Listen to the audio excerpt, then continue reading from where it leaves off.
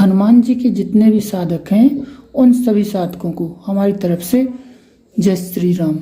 आज तक जितनी भी साधनाएं आपने की, पूजा की, पाठ की, क्या आप जानते हैं कि हनुमान जी की जो साधना या पूजा पाठ हम कर रहे हैं, करते हुए हमें इतना समय हो गया, बहुत समय बीत गया, लेकिन इसके बावजूद भी हमें किसी प्रकार का कोई लाभ नहीं होता, फिर भी परेशान है।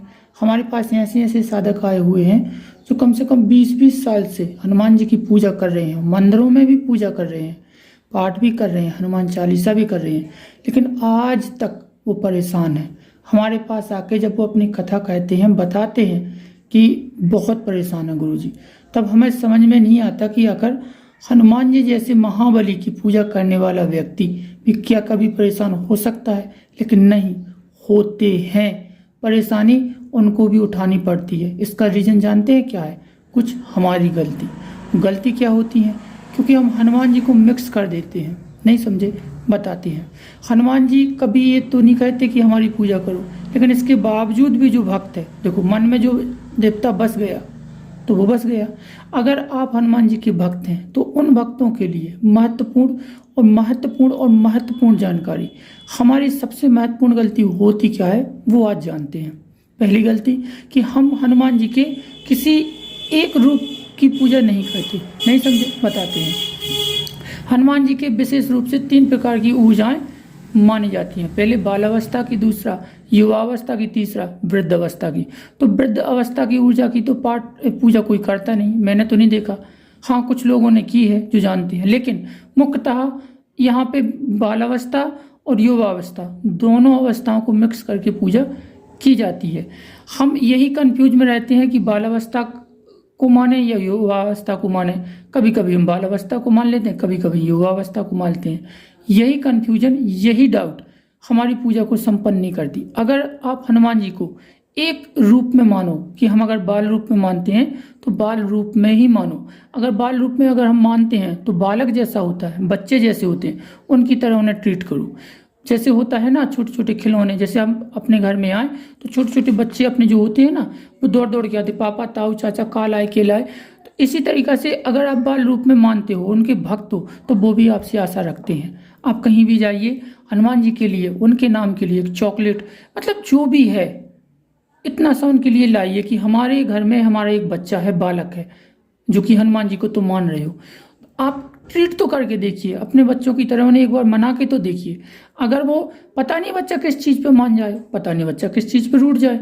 तो अगर आप हनुमान जी के बाल रूप को मानते हैं तो आप उनके सामने जब भी पूजा कीजिए, जब भी पाठ कीजिए, तो उनको बच्चों की तरह ट्रीट कीजिए। छोटे छोटे बच्चों की तरह कपड़े लाइए, छोटे छोटे बच्चों की तरह खिलौने रखिए, छोटे छोटे बच्चों की तरह जहाँ पे आप रहते हो या उनकी मूर्ति बना के रखी हो तो पूरा बच्चों की तरह श्रृंगार करके रखिए। वहाँ पे खिलौने भी रखिए, चॉकलेट भी रखिए, छोटे छोटे कपड़े भी रखिए, गुब्बारे लाइए, मतलब इस टाइप का कुछ ऐसा कीजिए जैसे हम अपने बच्चों के लिए करते हैं। दूसरा, अगर आप युवा अवस्था को मानते हैं हनुमान जी की, तो युवा अवस्था के लिए आपको पिता की तरह मानना पड़ेगा। आपको हमेशा फील करना पड़ेगा कि हमारे साथ हनुमान जी महाराज जी हैं और वो भी पिता हैं। हम अगर कोई गलती करते हैं तो वो हमें दंड देंगे, ये हमेशा आपको फील करके रखना है। अगर आप ऐसा नहीं रखते हैं तो याद रखिएगा, हनुमान जी ना तो कृपा करेंगे और ना ही आपकी कोई मनोकामना पूर्ण होगी। अब दूसरी बात कहानी एक खड़ी होती है कि हम पिता के रूप में माने, तो माने कैसे? देखो, पिता हमारा एक संचालक होता है, घर का चलाने वाला वही होता है। आप हनुमान जी को घर का पिता मान के, यानी संचालक के रूप में रखिएगा कि आप ही घर चला रहे हैं, आप ही घर का संचालन कर रहे हैं, आप ही अच्छा बुरा जो भी करता धरता है आप ही हैं। तो जैसे हम भगवान जी अपने पिता को मानते हैं ना कि डरते हैं, तो हमें उनके जब भी जाएं हमें डरना है कि अगर आज हमने पूजा नहीं की तो क्यों नहीं की। हमें डरना है कि अगर हम कोई गलत कार्य कर रहे हैं तो उसको देखने वाले हनुमान जी है। हमको डरना है कि अगर हमारे द्वारा किसी को कष्ट हो रहा है तो उसको देखने वाले हनुमान जी, यानी हमारे पिताजी हमारे साथ हैं। आप जब भी मंदिर जाओ या उनकी पूजा करना स्टार्ट करो तो इस भाव से करो कि हमारे पिताजी बैठे हैं या पिताजी देख रहे हैं या पिताजी हमारे साथ हैं। और जो व्यक्ति इन दोनों को कंपोज करके रखता है, ना तो वृद्धावस्था को मानता है, ना बालावस्था को मानता है, ना ही युवावस्था को, किसी एक रूप को ना मानने की वजह से उनकी जो पावर है, जो एनर्जी है आपस में, ना आप वृद्धावस्था को मान पाते हैं ना बालावस्था को, तो आपके ऊपर विशेष रूप से कृपा नहीं होती। मेरा निवेदन है, एक बार हनुमान जी को किसी भी रिश्ते में मान के देखिए। पुत्र मानिएगा नहीं, अपने से छोटा कोई मानिएगा नहीं, क्योंकि पुत्र मानने का जो रिश्ता है वो एक माँ ही मान सकती है, तुम नहीं मान सकते। तुम पिता मान सकते, तुम अपना बच्चा मान सकते, या जैसे बच्चे होते हैं उस रूप में आप उसे मान सकते। आप एक बार उनके रूप को निर्धारित करके अपने आप में बसा के तो मान के देखिए। उनके जो रूप हैं उसी के रूप के आधार पे ही उनके जो भी मंत्र हैं उनका उच्चारण कीजिएगा। हनुमान जी के बाल रूप के मंत्र अलग हैं, युवा रूप के मंत्र अलग हैं, उनके सावर मंत्र अलग हैं, उनके वैदिक मंत्र अलग हैं। तो रूपों के आधार पे मंत्रों का निर्माण किया गया। अभी हम इसी चीज में कंफ्यूज हैं कि जो हम कर रहे हैं वो अकर है का। और दूसरी बात, जो युवावस्था को मानने वाले लोग हैं उनसे विशेष निवेदन है कि जैसा हनुमान जी करते हैं, जैसा उनको पसंद है वैसा ही आप कीजिए। ऐसा नहीं कि आप कर तो रहे कृष्ण भगवान का कार्य लेकिन मान रहे तुम हनुमान जी को। ये क्रॉस पॉइंट ना रखिए। अगर ये क्रॉस पॉइंट रखोगे तो ना कृष्ण सहायता करेंगे ना ही हनुमान जी।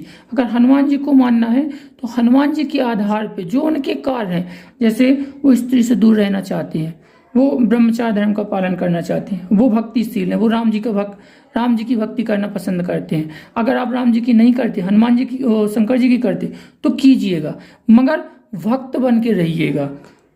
समझे ना आप? भक्त बन के रहोगे, हनुमान जी कृपा जरूर करेंगे। और हनुमान जी को पिता मान के भक्त बन के रहिएगा। राम जी का जितना से भी हो सके आप करते हैं तो ठीक है, नहीं करते तो कोई बात नहीं। लेकिन पिता का जो एक जैसे होता है ना नॉर्मल, हम पिता के प्रति कैसे भाव होते हैं। अगर पिताजी अगर नहीं आए, पूरे दिन से गायब हो, शाम को नहीं आए, तो हमें लगता है कि पापा गए तो गए कहाँ बिना पूछे।